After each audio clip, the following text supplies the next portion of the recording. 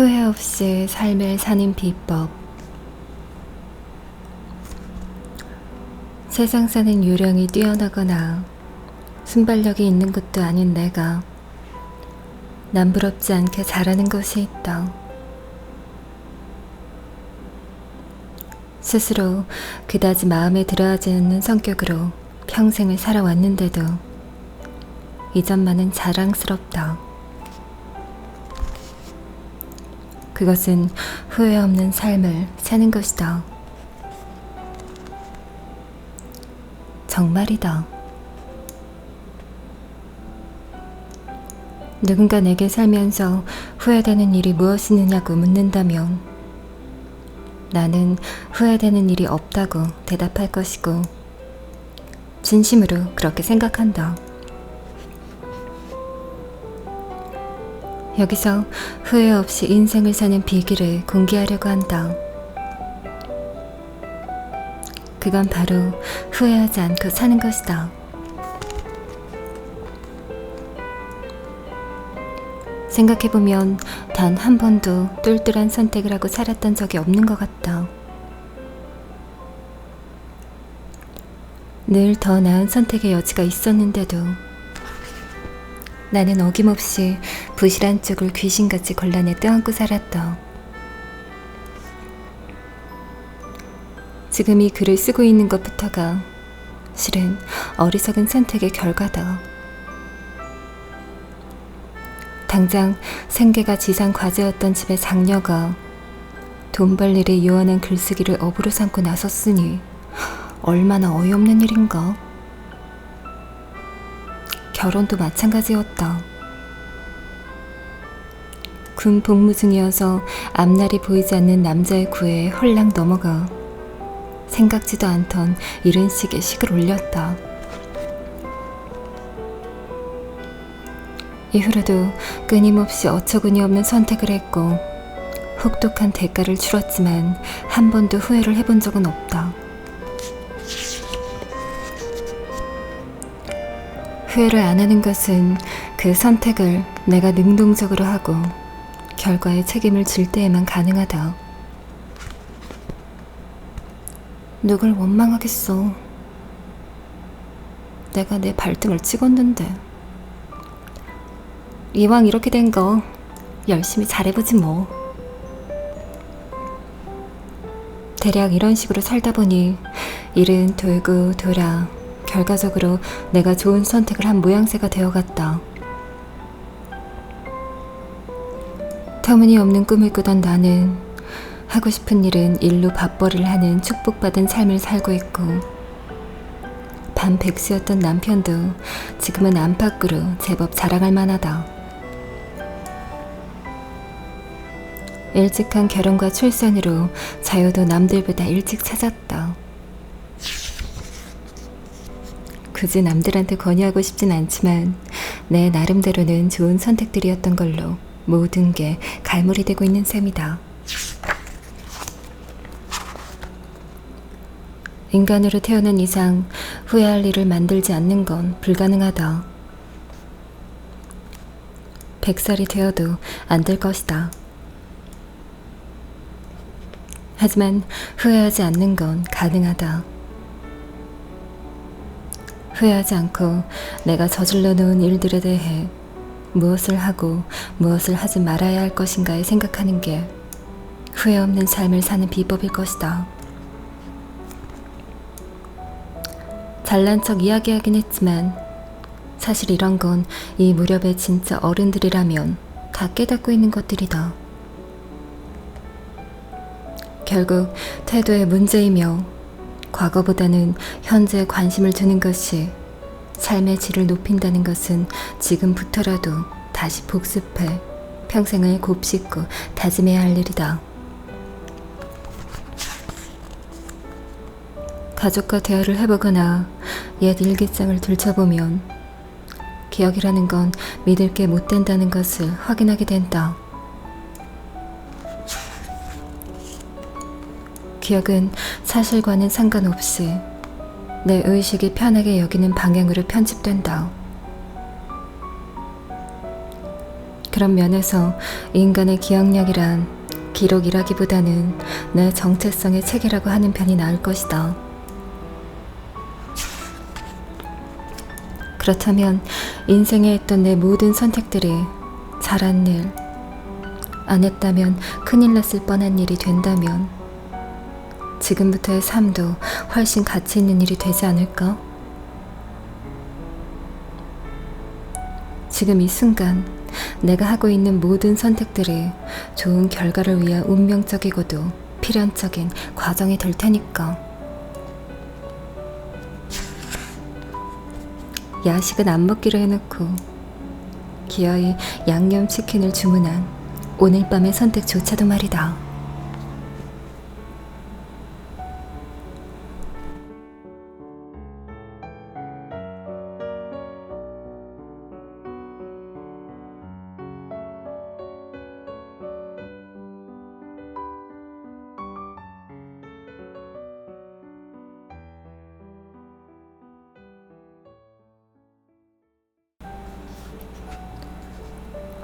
식물과 가족은 포기하는 게 아니다. 내가 못하는 여러 가지 일 중 독보적으로 못하는 일이 있는데 그건 바로 식물 키우기이다.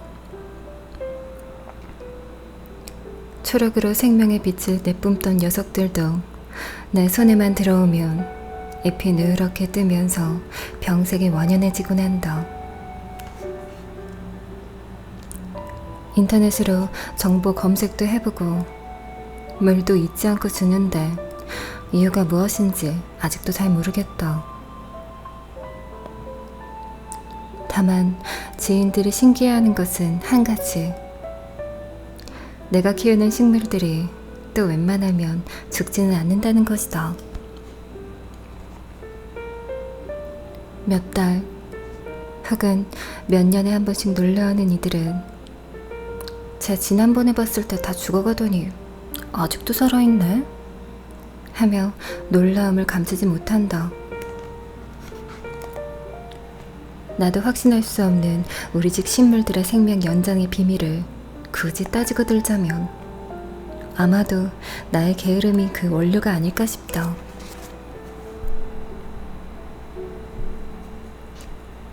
부지런한 살리꾼들은 시든 식물이 집에 있으면 몹시 거슬려 한다. 이리저리 손을 써보다가 나아지는 기미가 없으면 포기하고 내다 버린다. 나는 식물의 사체를 처리하는 일을 번거롭고 끔찍하게 여겨 있는 자리에 내버려둔 채 하던 대로 계속 물을 주곤 했다. 그러다가 죽은 줄로만 알았던 가지에 새순이 돋는 걸 발견하길 여러 차례. 식물의 생명이라는 게 그리 쉽게 꺼지는 게 아니라는 걸 알게 되었다. 그래서 이제는 포기하지 않고 느긋하게 지켜본다. 나는 가족들과의 관계에서도 식물을 대하듯 지켜봐야 할 구석이 있다는 걸 자주 깨닫는다. 결혼 초 나를 우울증 직전까지 몰고 갔던 남편의 지나친 과묵함이나 초등학교에 입학할 때까지도 낯선 사람만 보면 울거나 숨었던 딸의 내성적인 성격은 당시 내가 보기에 죽은 식물이었다. 처음에는 서툰 솜씨로 시든 가지를 잘라내고 뿌리채 파내어 분갈이를 하고 화학 비료를 퍼부으며 나와 그들을 들들 볶아댔다.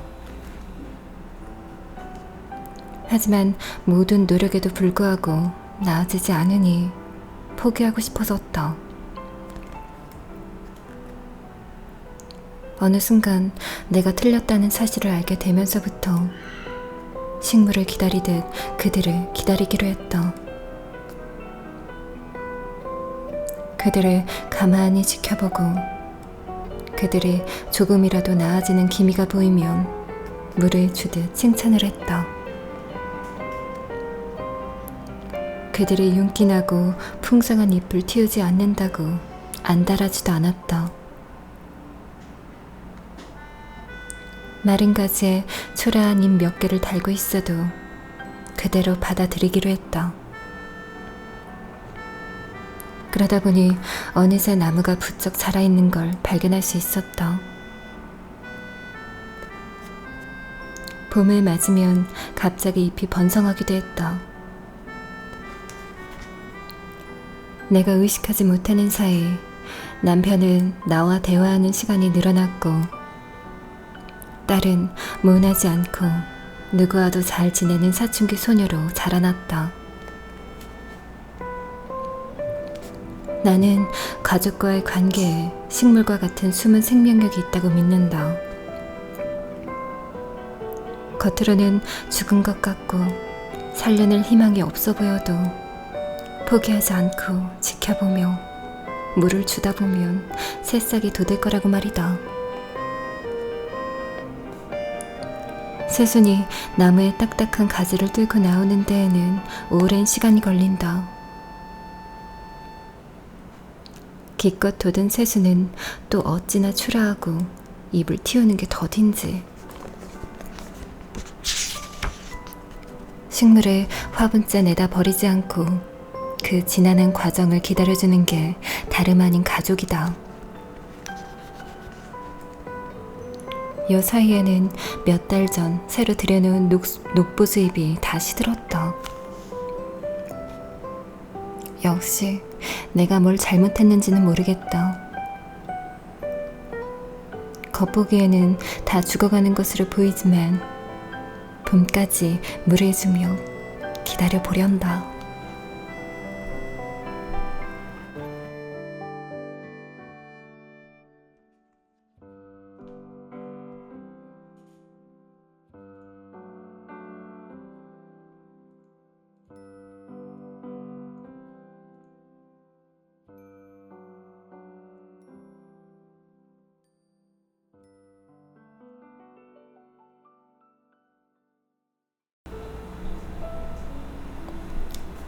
경륜인가 꼰대질인가. 30대인 후배가 20대인 동생의 태도가 거슬리더라는 이야기를 했다. 어른들 앞에서 팔짱을 끼고 거만한 말투로 말하는 모습을 보니 저러면 안 되는데 싶더란다. 그러면서 이런 말을 덧붙였다. 저도 이제 꼰대가 되어가나 봐요. 나이가 들어가고 세상에 대한 나만의 의견이 분명해지면서 강박적으로 자기 검열을 하게 되는 시기가 있다. 어릴 때 뚜렷한 의견을 갖는다는 건 나이답지 않은 소신으로 장하게 여겨지는데 나이 든 사람이 그럴 경우 노욕이나 고집으로 보일 수 있기 때문이다. 내가 한때 가장 경멸하던 종류의 사람이 되어가고 있는 건 아닌가? 자꾸만 돌아보게 된다. 꼰대가 되어가는 과정이라기보다는 어른으로 성숙해가는 또 하나의 과정이다. 이것을 경륜이라고 한다. 사실 살아가면서 나만의 뚜렷한 판단 기준을 갖게 된다는 것은 아주 중요한 일이다.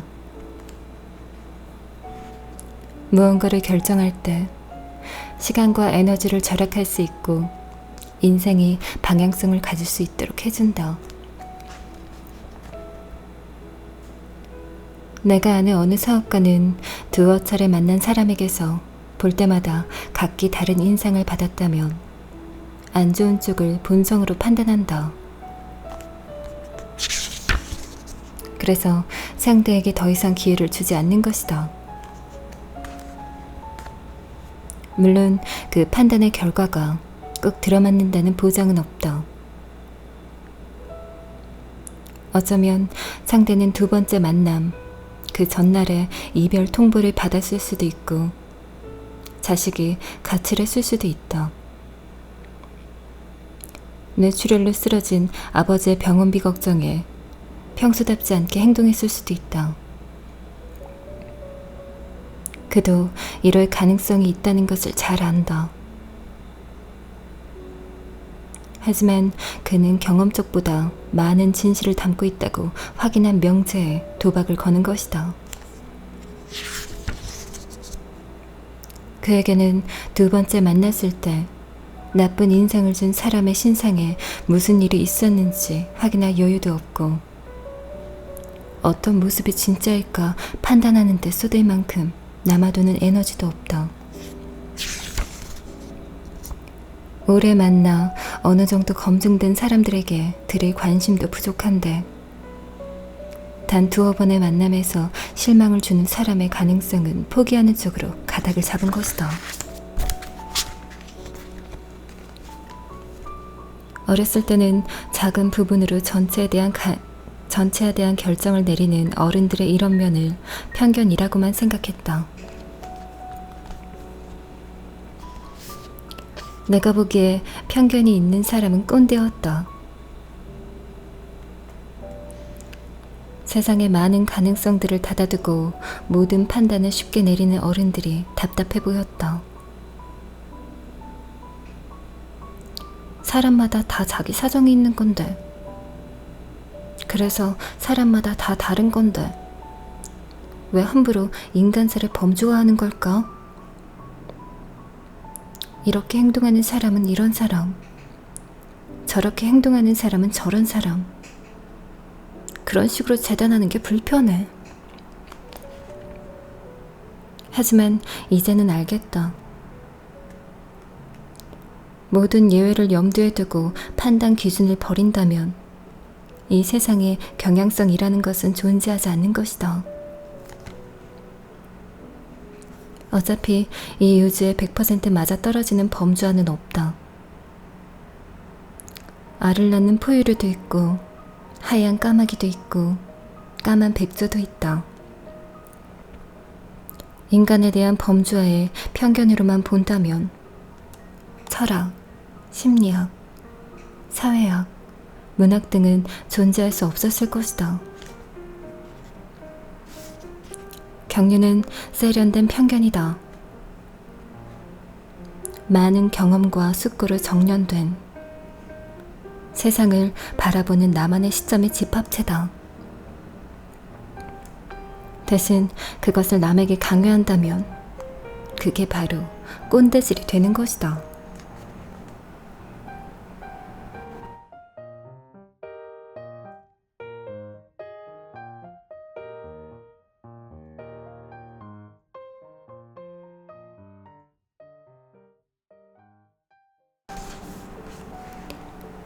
아흔 살인 나의 외할머니는 치매에 걸리셨다. 얼마 전 찾아 뵈었을 때에도 나를 못 알아보시다가 이름을 말하니 겨우 환하게 웃으셨다. 바로 옆에 무려 20년 묵은 손녀 사위가 있는데 결혼은 안 했느냐고 물으셨다. 했다고 하니 아이는 낳았느냐고 하셨다. 하나 낳았다고 하니 딸이냐 아들이냐 물으셨다. 딸이라고 했더니 갑자기 아들을 낳아야 한다고 역정을 내셨다. 건재하시던 그 오랜 시간 동안 할머니는 내가 무슨 선택을 하든 간섭이 없으셨다. 돈벌이가 안 되는 직업을 택했을 때에도 아직 마땅한 직업이 없는 남자를 신랑감이라고 데려왔을 때에도 그저 웃는 얼굴로 축복을 해주셨을 뿐이다. 무엇보다 내 딸, 당신의 유일한 중손녀를 끔찍하게 아끼셨다. 내게 아들을 낳으라는 말씀은커녕 내색조차 비치신 적 없다. 나는 기억이 증발되고 인격이 고장나버린 할머니의 숨겨졌던 진심에 잠깐 놀랐다. 하지만 이내 전보다 더 할머니를 존경하고 사랑하게 되었다. 어쩔 수 없이 시대에 맞지 않는 편견을 마음속에 품고는 계셨지만 손녀를 믿고 존중하는 마음이 더 강하기에 평생 표현을 하지 않으신 것이다. 그게 바로 경륜이다.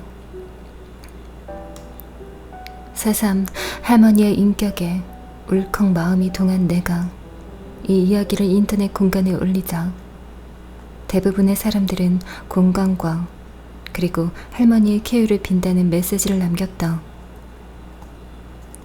그런데 몇몇 사람들이 이런 댓글을 달았다. 그래도 아들은 낳아야 합니다. 이게 바로 다름 아닌 꼰대질이다.